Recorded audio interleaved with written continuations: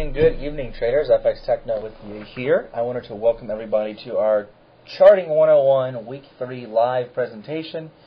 Tonight's class we're going to be reviewing systems and indicators as part of our weekly workshop, going over our charting software.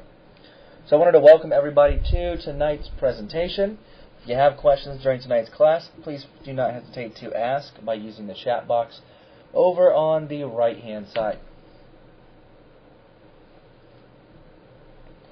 Now, because this is the third week of the Charting 101 class, we're going to be going over some of the advanced features. Week 1 is typically the beginner features. Week 2 is intermediate features.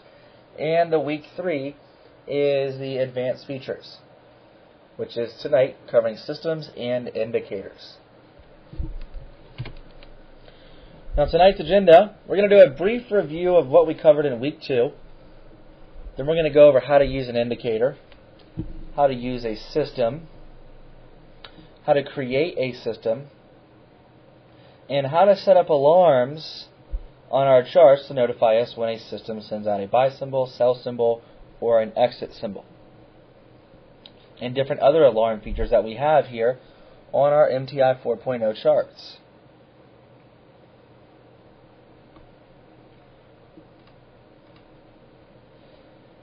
Now, before we get started, I wanted to let you know that MTI's customer service client service team, your account representatives, are able to assist you and help you by going over your charting software. They do have the ability to connect to your computer, where they can show you how to use your computer, or excuse me, how to use your charts, and because they can connect and see what you're seeing. And FX Hokey, you're asking, why is charting on again? Charting is on again because this is the Charting 101 Week 3 live class. This class is live on October the 24th at 6:04 p.m. Eastern Time. So this is it's scheduled class, and this is the live class instead of doing a Week 1 class over again on the 4th Monday of the month. So that's why we're doing this right now. Now, to contact your client service team member, all you have to do is dial 1-800-866-7431, and you can be directed to a customer service representative to assist you. Now, we also have a charting cheat sheet, which is available for you to use, which will tell you about all those icons that you have on the left, the top, and the right-hand side of your screen. And that's also what we review in the Week 2 live presentation.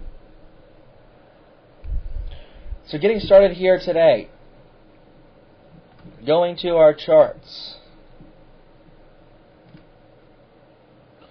What we discussed in the Week 1 class, or excuse me, the Week 2 class, were the icons that we have on our toolbars.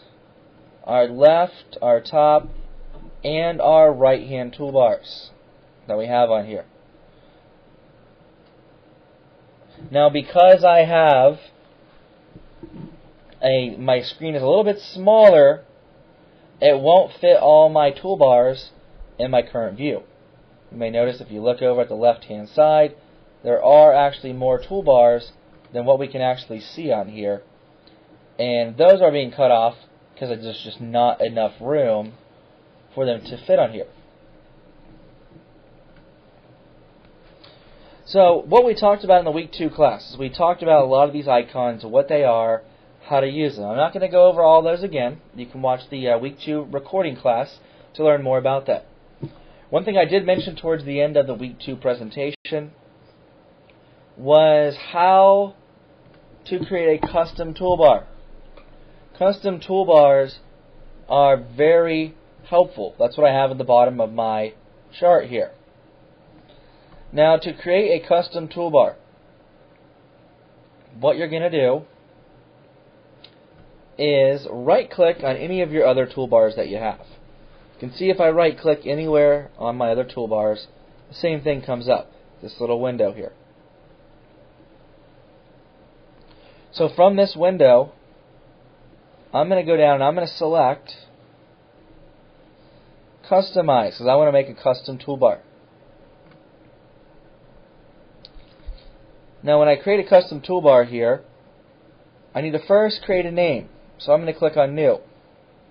When I click on New, I'm going to title it, and in this case I've titled this Charting 101. And we can see that little toolbar is right here. Here's my toolbar, my Charting 101 toolbar. So now that I have my toolbar up, I can then start making it my own custom toolbar. Now from here, I'm going to go into the Commands window. And once I'm in my Commands window here, I can then go and select whichever tools I want to add to my custom. Now, I use this one as demonstration purposes, but the one at the bottom down below is my actual custom toolbar. I use a lot of these icons all the time.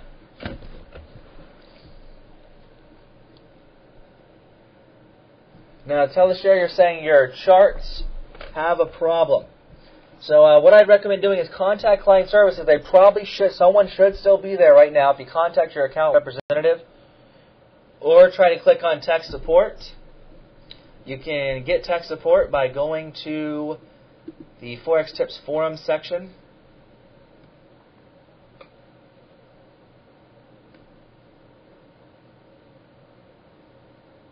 And you're saying your chart has a problem or your chat has a problem? You said your chat the second time. Okay, you're saying now is okay. Okay, good. So, what we do when we want to create a custom toolbar,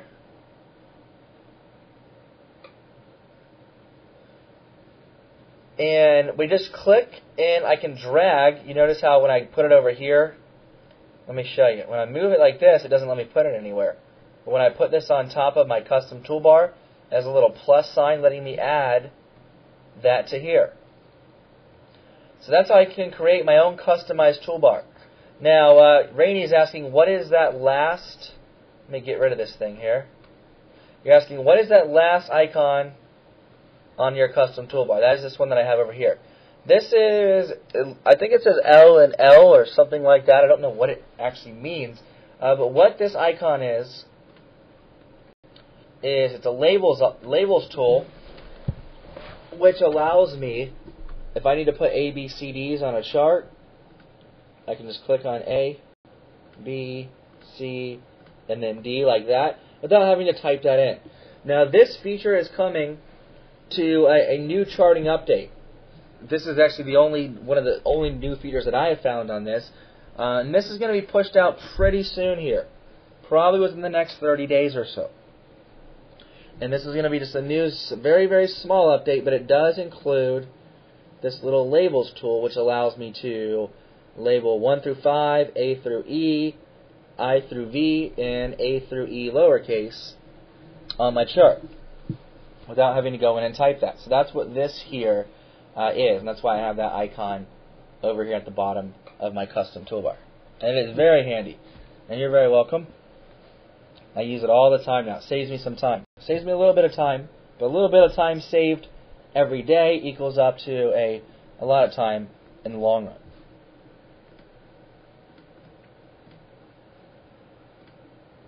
So if you ever remove, if your toolbars ever disappear, for instance, if I drag this toolbar off of my chart, and I click on Exit, and I drag this toolbar off my chart so it's undocked, and I click on Exit, you'll notice that toolbar is not coming back.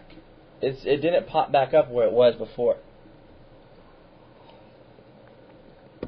So if that happens to you, all you have to do is right-click on any of your other toolbars that are there, and you'll see which ones are missing.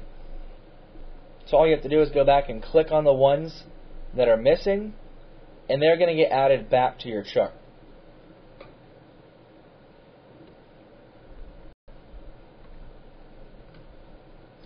But for right now, I just like to keep my custom toolbar on here because these are really the only main tools that I use. And then even a few of them I will use keyboard shortcuts. We have a whole list of keyboard shortcuts that are available to you here on Forex Tips. Right here in the client support section.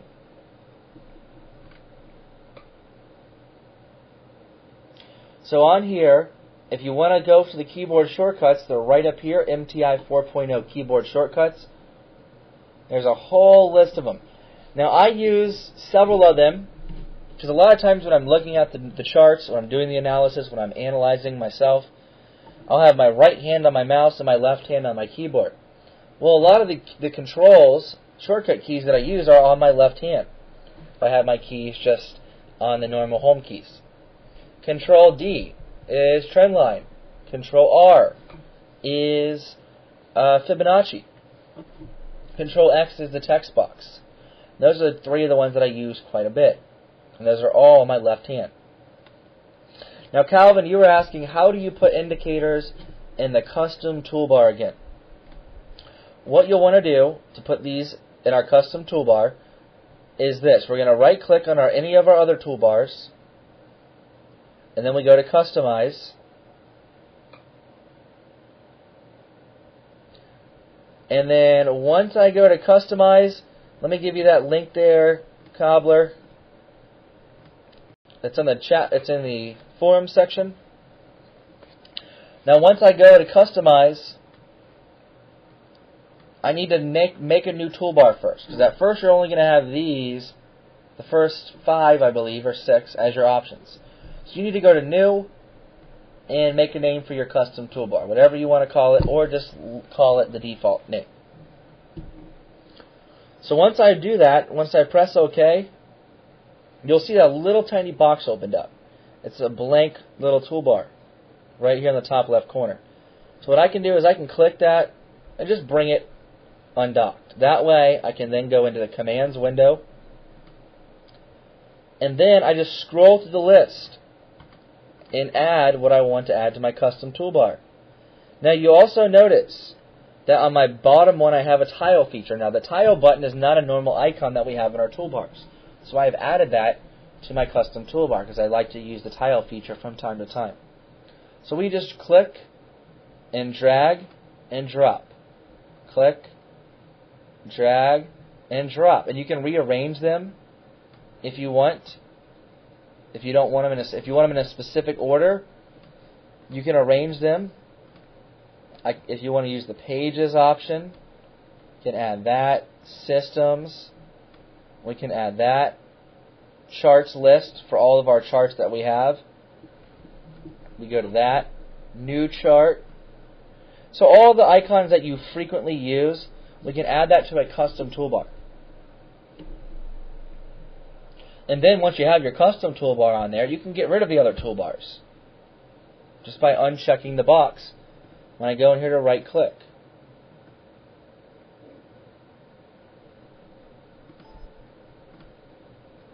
So if I close this out, you notice that I only now have my custom toolbar up and this new little demonstration one.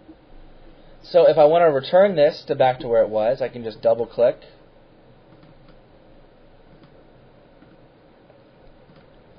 Let me see if it lets me drag it. There we go. I can drag it and put it up top. I can put it on the right. I can put it on the left. Or I can put it at the bottom.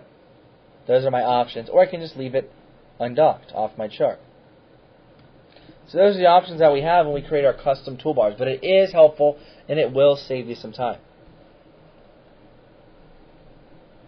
Now Telshare, you're asking, how do we put the dots, get the dots off of our charts? To get the dots, the grid lines off your chart, if you just want to remove them from an individual chart, you're going to go to your chart options by left-clicking in the top left-hand corner of the chart. And then we have a grids tab up top here.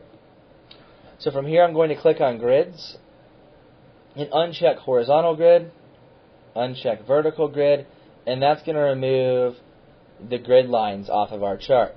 Now if you only have a few charts created and you want to have that as a permanent setting so you never have the dots on there when you create new charts, then you'll want to go up top to where it says utilities, then select global settings,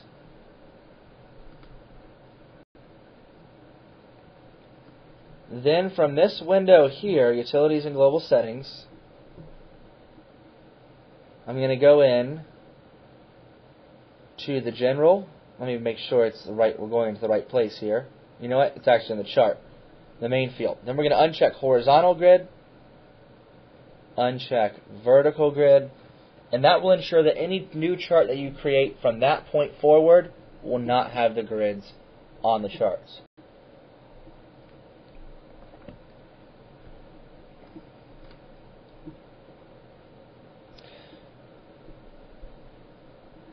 And then FX Techno, you're saying you made a pound Aussie 10-minute chart, but it does not update as my other charts do. What causes this not to update like the rest? Let me see.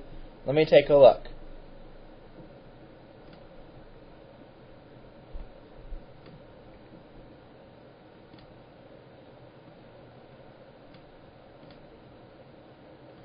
So I'm going to pull up a pound Aussie. You know what? I'm going to close that out. I'm going to just pull up a 10-minute here, just like you have yours.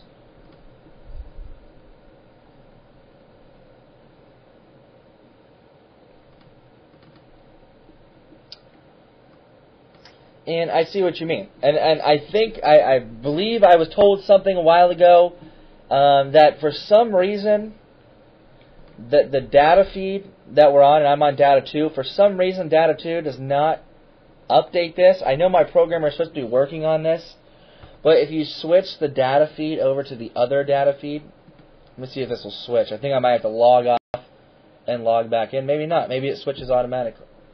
Let's see. It's doing something. And it did switch over. You know what? So try that, FX Scottsdale. Go and click by your clock on the little arrow down by your taskbar on your computer, and then click on the little MTI logo. It's going to pull up the log on window. And then check your data feed to see what data feed you're on.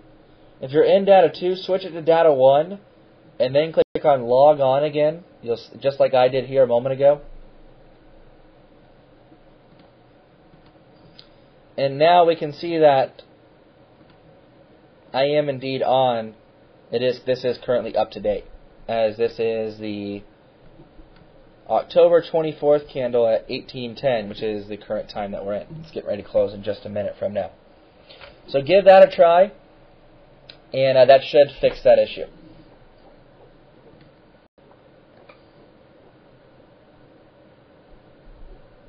And you're saying click on data clock. Let me show you here. So I have to change my viewer here to show that. So let me show you here. Down by my clock on my computer, I'm using Windows 7. If you're using Windows 7 or Vista, you should have an arrow that looks like this.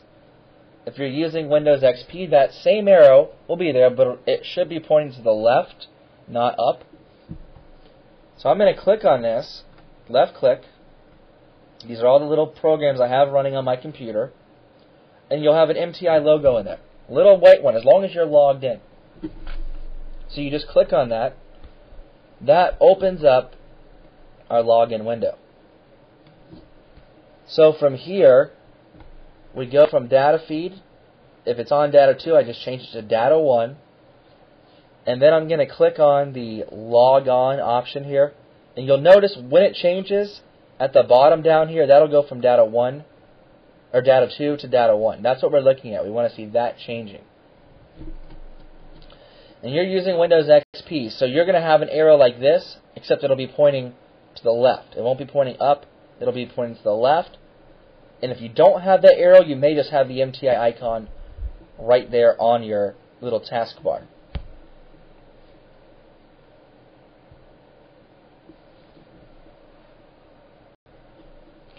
So take a look at that. That should fix the issue, switching it from data 1 to data 2.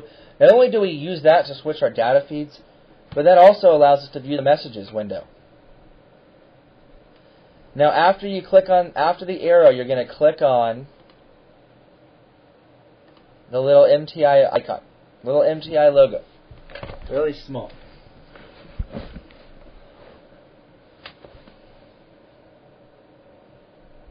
So that's what you're going to click on. That's going to pull up this window. Then you just change the data feed to data 1. And then you log in. again, and you'll wait for this to change to data 1 down at the bottom. Then you should see the data on your 10-minute chart and any other pound Aussie charts as well.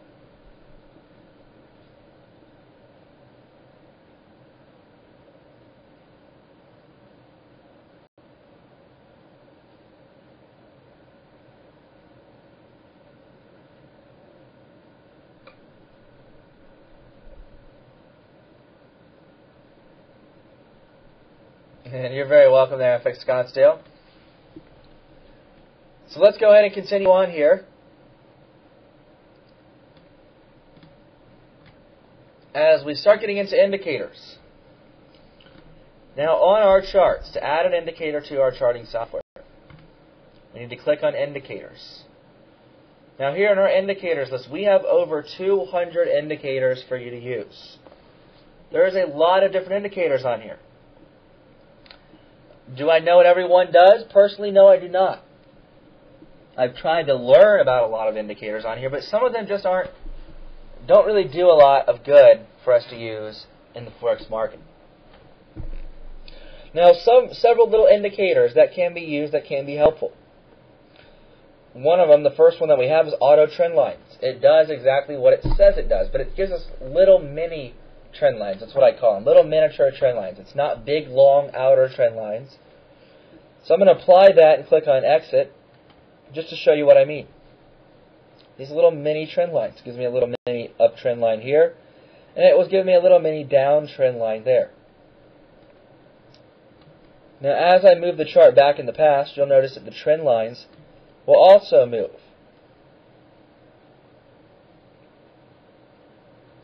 So what I've used this for is kind of like a counter trend line when I use this on my chart. Auto trend lines. That acts as a little counter trend line. You can see the market was moving in a downtrend on this 10-minute chart.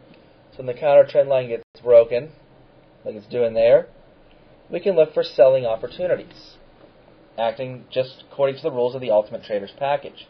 When we have counter trend line breaks. There's a little counter trend line there, and then it breaks, the market goes down. So this is what the auto trend lines does. It adjusts with the market. As I move this back in the past, you'll see that it automatically adjusts the trend lines. Now this is one indicator on our chart. When I go and want to remove this indicator off my chart, I can either right-click on the indicator and select Delete, or I can just go in here and then select it and choose Delete. Either way is going to remove that indicator here from my chart.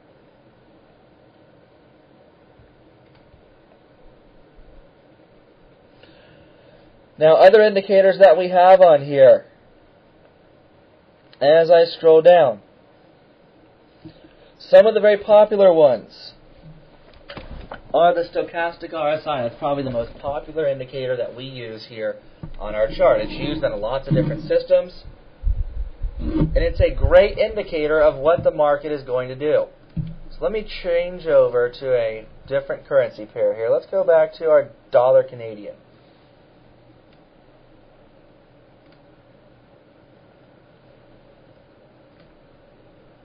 Let me delete this. I'm going to clean up this chart here.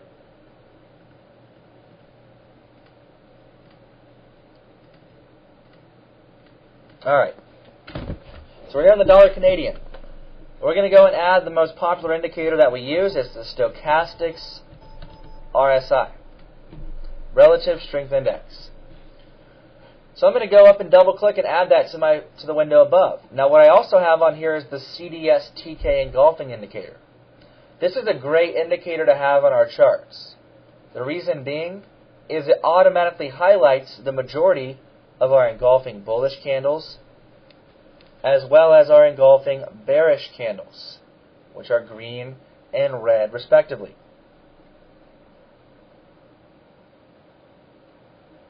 So what we can do on here is I've added the Stochastic Rsi to my chart. So when I click on Exit, we're going to see the indicator down below. Now, chances are my Stochastic Rsi looks different than yours because I've modified it. The default view of the stochastic RSI is a yellow indicator that is very, very hard to see. So what you can do if you want to make it look like this, where I've added dots to my indicator, which represents the distance between two candles, is we want to go into our indicator. You'll notice when I put my cursor on top of the indicator name, it changes to a vertical black arrow. So from there I can left click. Now what I can do on here is I'm going to go over. First thing I want to do, if your indicator is yellow for your stochastic RSI, you probably want to change it. It's kind of hard to see on a white background. So you click on the color box. You can change it to whichever color you would like. So now that you've changed the color and pressed OK, we now want to go and add the dots to our stochastic RSI. So to do so, what I'm going to do on here is I'm going to go over to my symbol tab. When I go over to symbol, it gives me these options. Now this is what I choose about what kind of dot do I want to have. Do I want to have a circle? Do I want to have squares, arrows, X's, all sorts of different options. I usually use just the circle 2. Circle 1 is a hollow one, circle 2 is a solid one. And that way I can see it looks a lot better when I looked at this on my chart. So after you've made those changes, you'll probably want to choose Save as Default. That way you don't ever have to see that yellow RSI again. So I'm going to choose Save as Default on here. Now once I've selected that, our indicator should now look like this. It should now have all the same features that mine has here. Now our stochastic RSI indicator is a relative strength index. So what this here is telling us is, let me go back in the past a little bit here. We have these U-turns going up and down, up and down.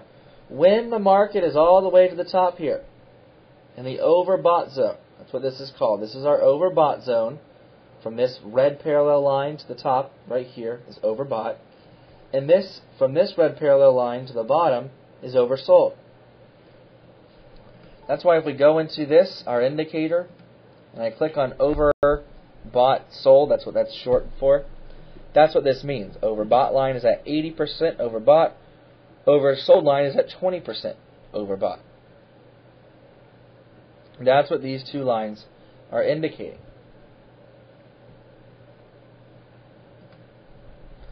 So usually when we're looking for entries, we want to see, if we're looking to short the market, we want to see our overbought, oversold zone for our RSI U-turning in the overbought zone. So we're going to look for U-turns up top for selling. If we're going long and buying, we want to look U-turns down below for buying. And you can see when we have U-turns, the market will usually react to it. U-turn, falls on down. Comes up, flat lines here a little bit. Here comes the U-turn. It falls down. And then it comes back up. So that is showing the swings in the market. And you can see each U-turn that we have, the market will typically fall on down. Another U-turn there. Here's a U-turn. Move sideways. This also moves sideways. And then U-turns, falls down. So that is a very helpful indicator to use. Very, very helpful indicator that we have here on our charts.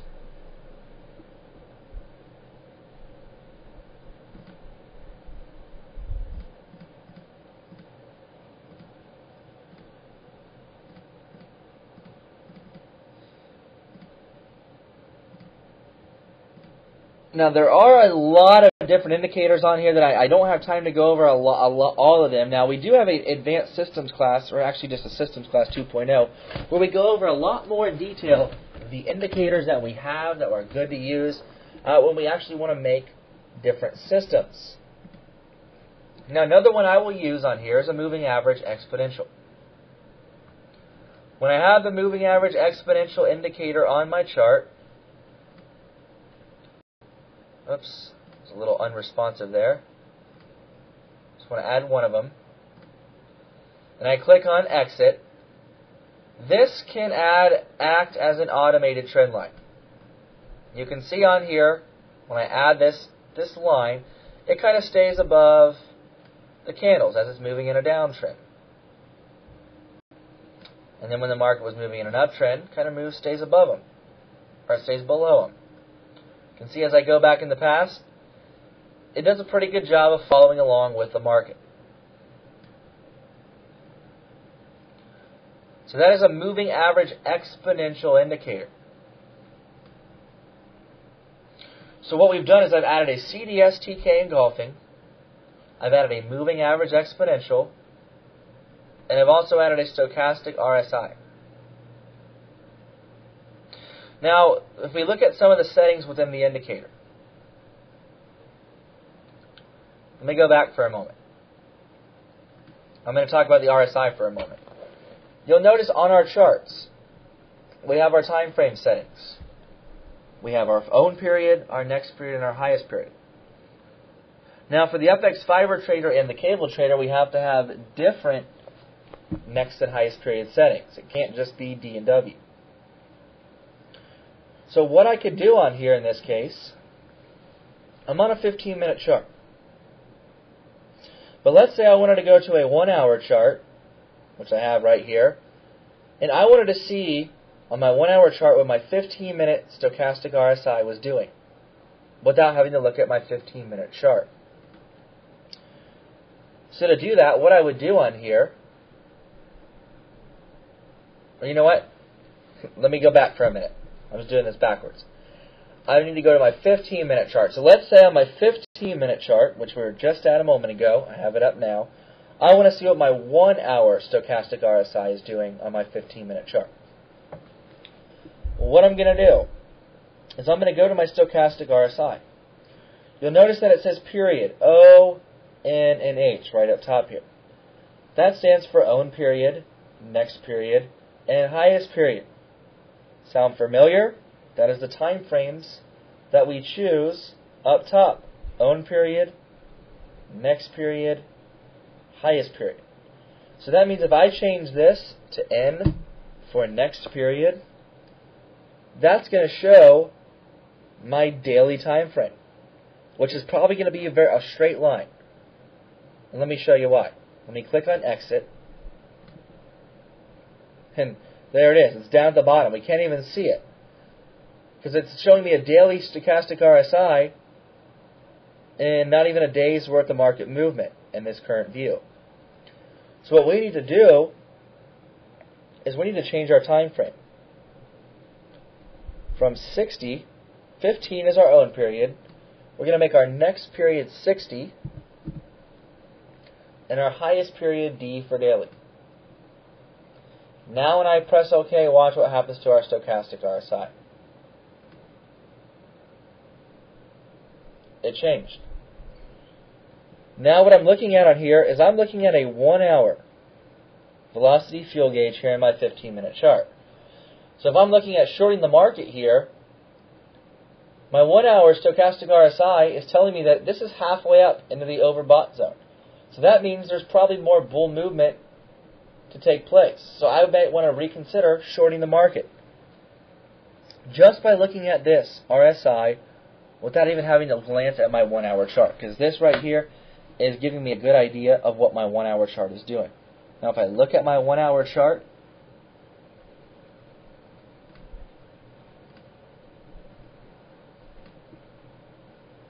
you can see here it's not really doing much of anything. It's just moving sideways. It's moving sideways. Our stochastic RSI is also starting to move a little bit sideways. With the dots in there, we can see that it was moving aggressive. Now it's starting to slow down as it's now moving more in this direction than it was in this direction.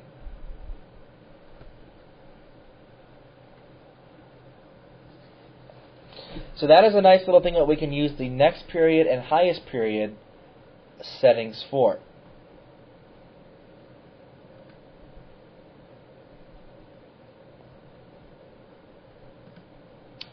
So I'm going to go back and I'm going to change this back to its original setting, which is the own period.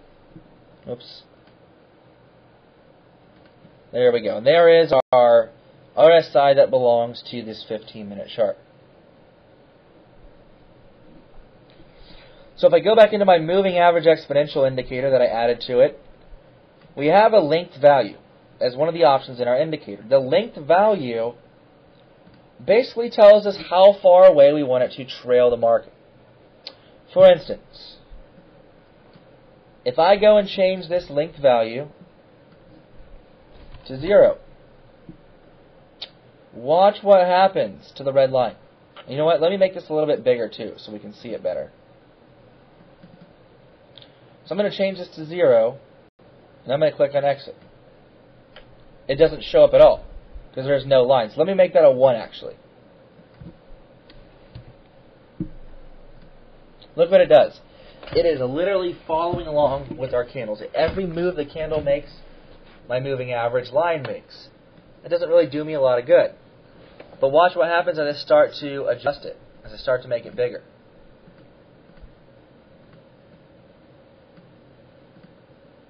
So I'm going to make it a 10 now. And watch as it gets a little bit further away. And then I can go in and make it a 20. And you're seeing it's starting to get further and further away. The default was at a 50. I'm going to make this a 70. And you can see now that I made it a 70. It's acting like a pretty good automated trend line, as it's staying above and below the candles. Just like that. Now, Cobbler, you're saying, how do you move between periods, 62-hour and daily charts? And the way I move between the charts like that is off to my side, off the window. I have the open chart list up. And what I'm doing, as you can't see it in the screen, in the view, but I'm just going like this, clicking on 1 hour, and it instantly pulls up the 1 hour. If I go to 4 hour, it instantly pulls up the 4 hour, and that's how I'm moving instantly from chart to chart. These are all the charts I have up. I have about 60 charts or so currently running. So that way, any chart that I need to pull up, I can just by clicking on it here.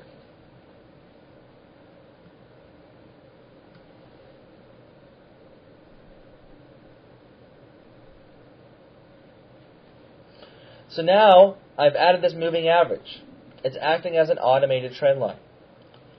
So this can be a good thing to use as a buy zone, sell zone separator.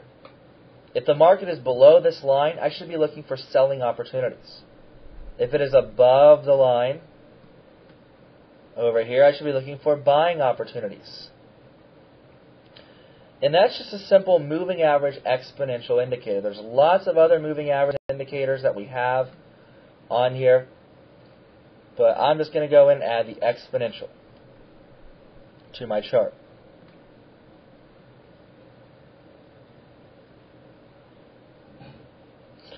So the next thing that we're going to do, and Rainey, you're asking, how many monitors do you work with? I work with 2 monitors here for this computer.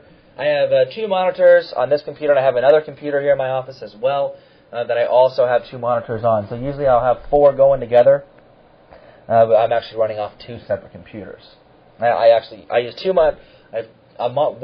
monitors for each computer. So I have 4 total, plus I use my iPad for certain things as well. So technically you can call it 5 if you want. And you're welcome, Cobbler. So coming up next, what we're going to do is I want to take a short break, because coming up after the break, we're going to take what we've learned so far. We're going to take these indicators, and we're going to put them in together, and we're going to make a system. We're going to make a system out of these indicators, and I'm going to show you different things that you can do with the systems options. So that's coming up after the break right here at the top of the hour, or probably a few minutes before that. And we're getting into the systems part, which you don't want to miss this.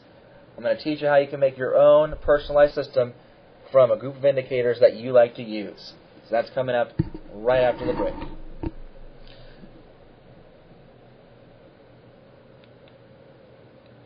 And then T16 says you can also install a virtual desktop to be able to toggle between desktops. You absolutely can.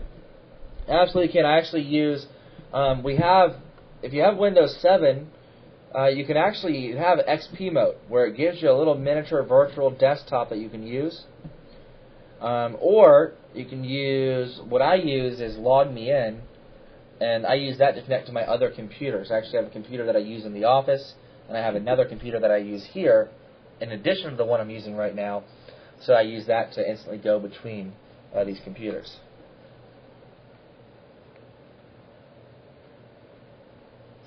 Now, FX Zigzag, you said, I saw you before having a chart like pound New Zealand, but it's not listed on the charts. Let me see here what you may have seen.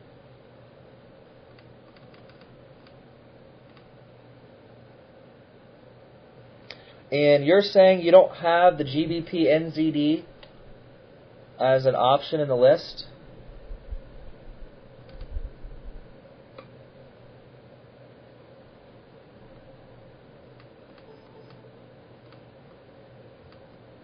And one thing on here that I've noticed, let me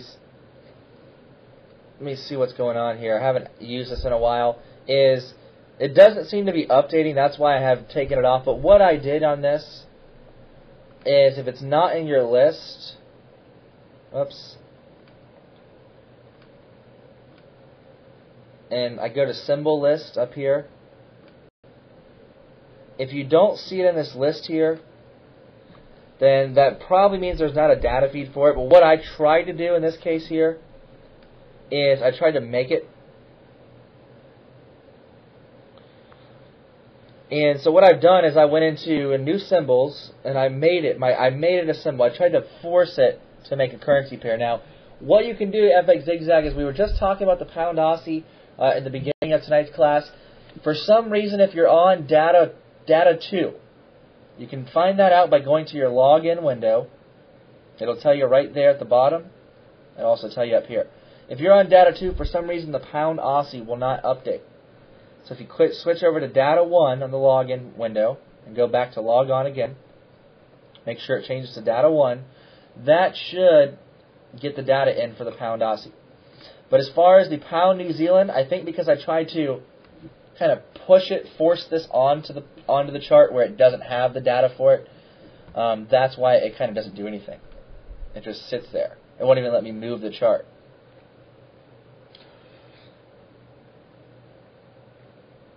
So we'll be back in 15 minutes going over the systems, how to make a system with the indicators that we've just added to our dollar Canadian 15-minute chart. That's coming up next at the top of the hour with FX Techno in our live Charting 101 Week 3 class.